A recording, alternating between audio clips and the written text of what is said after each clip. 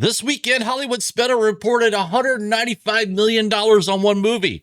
A YouTuber spent $750,000 on another. Both are in the top 5. Only one of them, though, has to sweat the spreadsheet. And I think you already know which one it is. Let's get into it.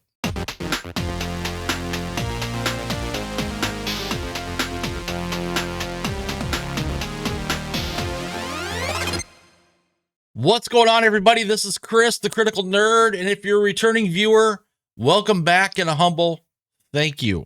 If you're new here, this is the channel where we break down Hollywood's box office math, franchise panic, and studio spending habits with one simple rule. Keep your expectations low and your receipts high. And today, the receipts are beautiful because this weekend gave us one of the strangest top 5 box office charts of the year. A Steven Spielberg original sci-fi movie opened at number 1 with the reported cost somewhere in $195 million range. A horror film from a YouTube creator still pulling serious money in week 5. A YouTube animated series finale is selling tickets even though the episode drops free online in a few days. And somehow that is all happening in the same marketplace where Hollywood keeps telling us original movies are too risky. So before we get into the countdown, do me a favor. Smash that like button if you enjoy box office breakdowns where we actually look at the math instead of just clapping because the studio press release told us to. Subscribe if you want more receipts first entertainment analysis. And drop a comment before we get to number 1. Which model is more dangerous to Hollywood right now? Low budget creator films or overpriced studio originals? Because by the end of this countdown, I think the answer gets very uncomfortable. All right.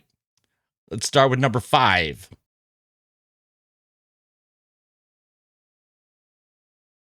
Here's something I didn't have on my box office bingo card in 2026. A YouTube cartoon about people trapped in a haunted digital circus is currently outgrossing most of the films major studios spent 9 figures developing this year.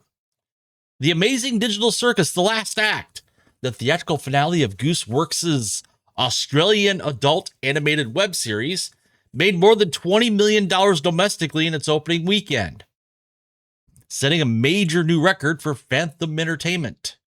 The film was originally planned as a limited theatrical event, but strong demand pushed it into a much wider run. Now, Phantom Entertainment.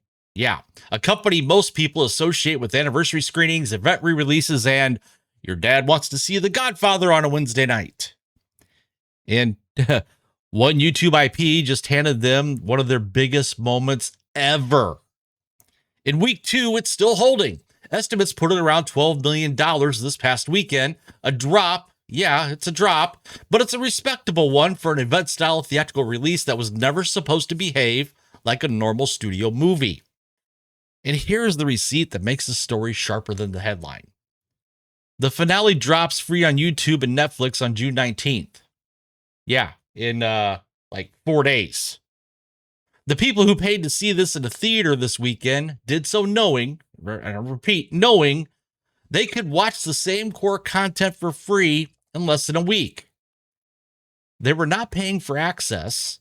They're paying for the experience of seeing it first. They're paying for the communal event of being in a room full of people who cared about the same thing they cared about. That is a completely different value proposition than the traditional theatrical window, and it worked.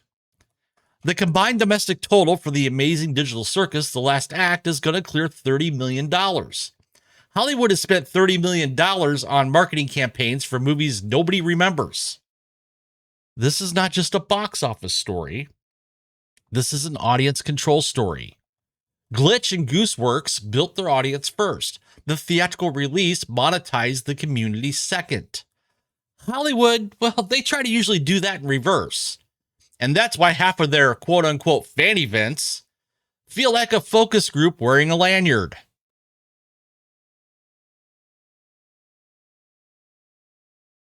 While we're on the subject of YouTube filmmakers quietly rewriting the rules, Backrooms, directed by Kane Parsons, who was a YouTube horror filmmaker before A24 handed him a feature budget, just passed $262 million worldwide. That makes it A24's highest grossing film ever by a wide margin. Kane Parsons made found footage horror shorts on YouTube. A24 watched those shorts, gave him a real budget and a real release, and the result is now their biggest movie. And I'm just going to let that sit for a second. A24, the studio that built its entire identity on prestige art house Risk, found its biggest hit ever by going to YouTube and asking a creator what he wanted to make. That is not a small change. That is a pipeline shift. Backrooms is in week 4. Estimates have it around $11 million to $12 million this weekend. That is a strong hold for a horror film this deep into its run, which means the word of mouth is still working. At more than 260 million worldwide and climbing, the conversation around Backrooms is no longer surprising indie hit. It's just a hit. Full stop. And the key detail is not only that it came from YouTube, it is that the concept had already been audience tested before Hollywood ever touched it. The Backrooms were not invented in a studio conference room. They were born from internet horror, creepypasta culture, liminal spaces, YouTube shorts, fan theories, and an audience that already understood the language of the world before a trailer ever played in front of a theatrical audience. That is an advantage. Hollywood calls it built-in awareness when it is a comic book, a toy line, video game, or a theme park ride. But when it comes from YouTube, they're still acting like they discovered fire. Write that down because we're going to need it when we get to number 2.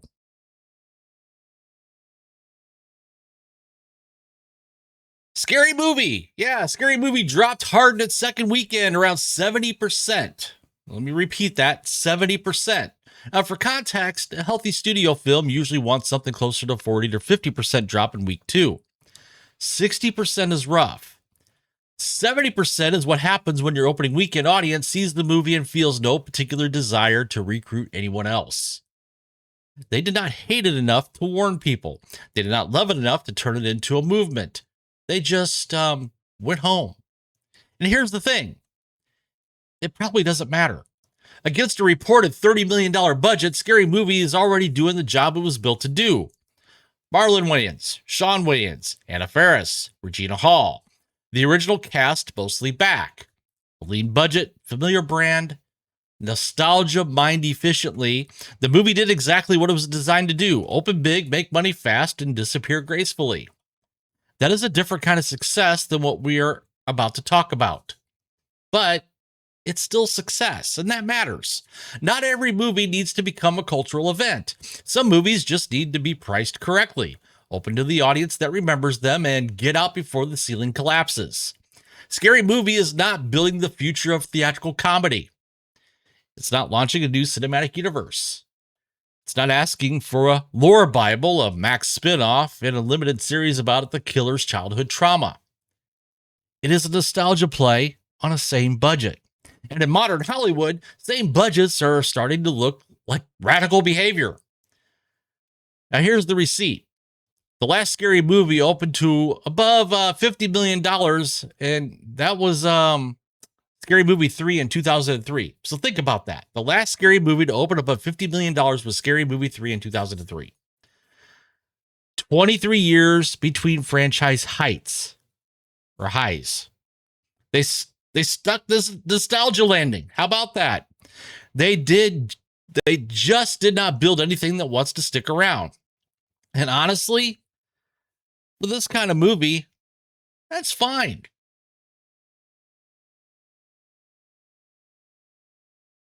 And now we get to the second biggest movie of the weekend, but honestly, it might be the most important story.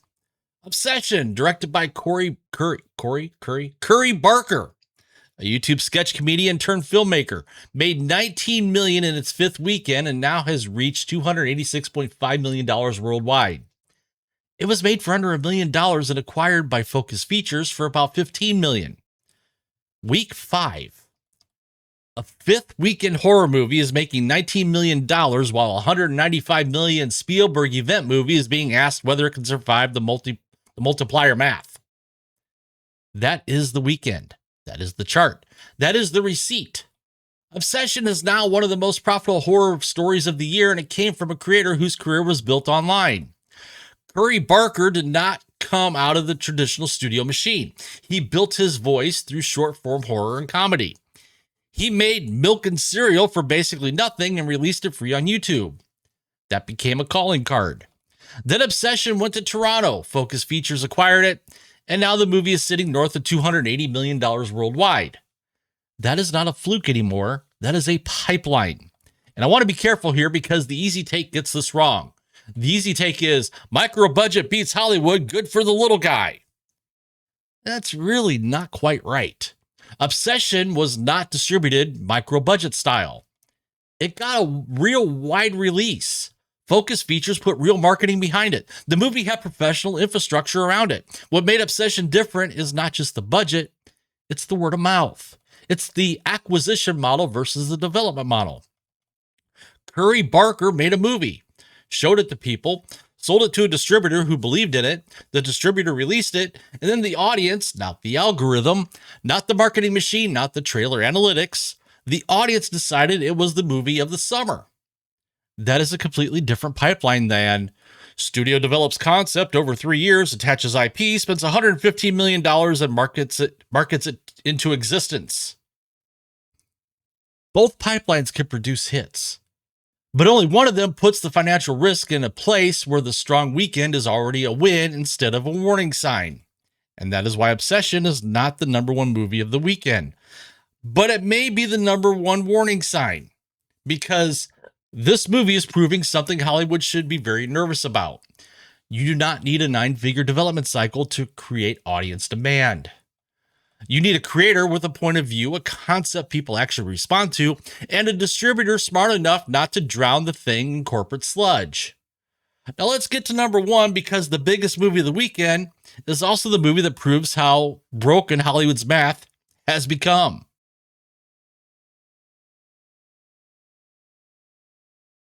Okay, here's where the weekend gets complicated. Disclosure Day, Steven Spielberg, Emily Blunt, Josh O'Connor, Colin Firth, Coleman Domingo, score by John Williams. Original sci-fi concept, Universal Pictures behind it, opened to $44 million domestically and $92.9 million worldwide. We'll just call it 93. It is being described as Spielberg's best opening for an original film. And the immediate reaction from a significant portion of the internet was, is that enough? Which is on its surface a completely insane question to ask about a Steven Spielberg original movie opening at number one. This is his best original opening weekend, not his best opening against sequels and franchise IP. His best original opening ever. And somehow it still comes with an asterisk because the math is ugly. Yeah, let's talk about that math. Reported production budget was $115 million. Reported marketing spend, approximately $80 million. Reported total cost, approximately $195 million. Now, studios do not keep every dollar. I've said this time and time and time again. Theaters take a cut. International splits are less favorable than domestic. And the shorthand the industry uses is the, depending on who you're talking to, 2x to 3x production budget rule. A movie generally needs to gross roughly between 2 or 3 times its production budget worldwide to be considered theatrically healthy. 2 times $115 million is $230 million wide. 2 times $195 million is $390 worldwide. 2.5 times is 287. 3 times 345. So let's go 3 times 195. You're looking at 5, doing some quick math, 5, 8, somewhere in the $600 million range. I'm just rounding numbers. So Disclosure Day needs somewhere between, I'm just going to call it 400 and 600 million just to look clean. Some analysts have put the true break even, accounting for that reported $80 million marketing spend, closer to $300 million worldwide. That's a little off. It should be more like 400. Who's saying? Just saying. The film opened to a 92.9 million globally in weekend one. I'm just going to round it to 93, like I said earlier. That means in weekend one, the movie covered roughly 31% of that 300 million target. 400 million. Now, Spielberg films can leg out. That is documented. That is not my opinion. That's his track record. War of the Worlds opened big in 2005 and ended at over 600 million worldwide. Ready Player One opened in the low 40 million domestic range and finished at 583 million globally. Bridge of Spies opened at 15 million and ended at 165 million. The man knows how to hold an audience. But here's the catch. Disclosure Day has a reported B Cinema score. A B Cinema score is not a death sentence, but it does not scream 6-weekend miracle run either. A 3 to 4 times domestic multiplier on a $44 million opening puts you around 132 million to 176 million domestic. Strong international numbers could still push that into the 300 million worldwide neighborhood, but that means this movie needs the high end of the reasonable outcome. It needs legs to hold.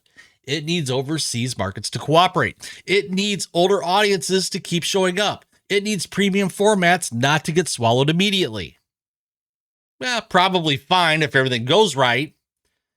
It's not the sentence Universal wanted on the poster. But here's what I actually wanted you to take from Disclosure Day story, because it is bigger than whether this specific movie makes money. This is Spielberg with an original concept, with a real cast, with a real score, with a real theatrical release strategy. Not a franchise, not a sequel, not a prequel, no IP with 40 years of audience conditioning behind it. And the conversation is still about whether the opening was soft. That tells you something about where we are. Hollywood says it wants original movies, then Hollywood prices those original movies at $115 million production, adds $80 million to marketing, and holds the result to franchise-level financial expectations. That's not an audience problem. That is a budget delusion wearing a lanyard. Because if Disclosure Day costs $70 million to make, we're not having this conversation. We're celebrating. We are calling it proof of concept. We are writing op-eds about how original theatrical filmmaking is alive. Instead, it cost $115 million with reported marketing spend that pushes the total exposure much higher. And now the same number that would be a win at one budget is a question mark at another. The movie does not become worse because the spreadsheet gets bigger. The lesson cannot be Spielberg is back. The lesson has to be original movies can work if the studios stop budgeting them like franchise guarantees.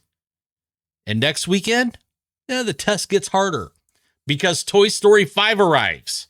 Pixar, full Disney marketing, Woody, Buzz, Jessie, decades of franchise conditioning, and enough childhood nostalgia to power a small nation. If Disclosure Day holds well against that, the originals can survive argument gets real legs. If it gets vacuumed up, the trades will have the funeral written by Monday afternoon. And we will get to find out together. So let me bring this back to the through line. This weekend's top 5 contains a Spielberg original that may need around 400 to 600 million worldwide to break even. A horror movie made for under 1 million that has already cleared 286.5 million worldwide. A YouTube animated series finale that sold the experience and not having to wait 5 days for the free version. A YouTube horror filmmaker's debut feature that just became A24's biggest movie ever. And the Wayans family nostalgia play that opened huge and then evaporated, which is a perfectly acceptable outcome when your budget is sane.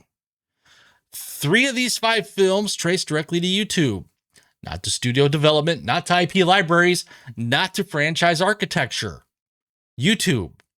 The next generation of directors is not waiting for permission from a development executive in Burbank. They're building audiences online. They're making things for almost nothing.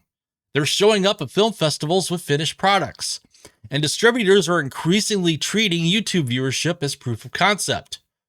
Curry Barker did not start by asking Hollywood for permission. Kane Parsons did not start by asking A24 for permission. Gooseworks and Glitch did not start by asking Phantom Entertainment for permission. They made the thing. They found an audience. The audience told the industry what it wanted. That is the box office story of summer 2026. Not franchise machines are dead, not Hollywood is over, but this. The YouTube economy has built a shadow film school, shadow proof of concept system, and a shadow audience development pipeline, and the results are now showing up in the same top 5 chart as a $195 million Spielberg tentpole. Only one of them is sweating the spreadsheet right now, and it's not the one Curry Barker made. Spielberg won the weekend, Curry Barker won the spreadsheet, and Hollywood should be much more worried about the second one. Now, next Monday, we'll know how Disclosure Day holds against Toy Story 5 and whether Obsession can keep this run going into week 6. And that's going to tell us a lot. Until then, keep your expectations low and your receipts high. I'm the Critical Nerd, and I am out.